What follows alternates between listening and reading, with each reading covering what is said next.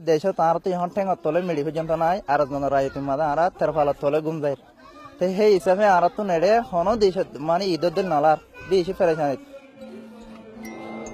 For Rohingya refugees living in sprawling Bangladesh camps, this Eid al-Adha is just another painful reminder of the horrors they have lived through. Last August, violence erupted in Myanmar's Rakhine state. More than 700,000 Rohingya Muslims fled the country and sought refuge in Bangladesh following a brutal campaign by the Myanmar army. So how did it get to this point? There had always been a sizable population of Rohingya Muslims in the western part of Buddhist-majority Myanmar.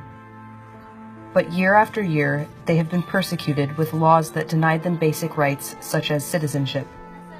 In 2012, Rohingya were subject to large-scale attacks following the alleged rape of a Buddhist woman. The crackdown on the minority group continued in the months that followed, forcing thousands to flee, often overseas on rickety boats. It creates a shameful paradox. They are denied a name while being targeted for being who they are. The latest violence erupted after a Rohingya insurgent group launched deadly attacks on more than 30 police posts. The military crackdown that followed saw entire villages being burned to the ground, civilians being killed, and Rohingya women being raped.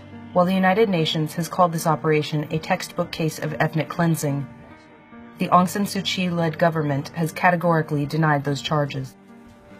Even as international pressure mounts and aid groups rush to provide help, the future remains uncertain for Rohingya refugees. This is one of the most fragile situations I've ever seen. From a human perspective, from an ecological perspective, the word fragility just seems to sum it up. Earlier this year, 7 Myanmar soldiers were sentenced to 10 years in prison in connection with the massacre. But Suu Kyi hasn't yet announced any plans to repatriate the Rohingya languishing in camps in Bangladesh.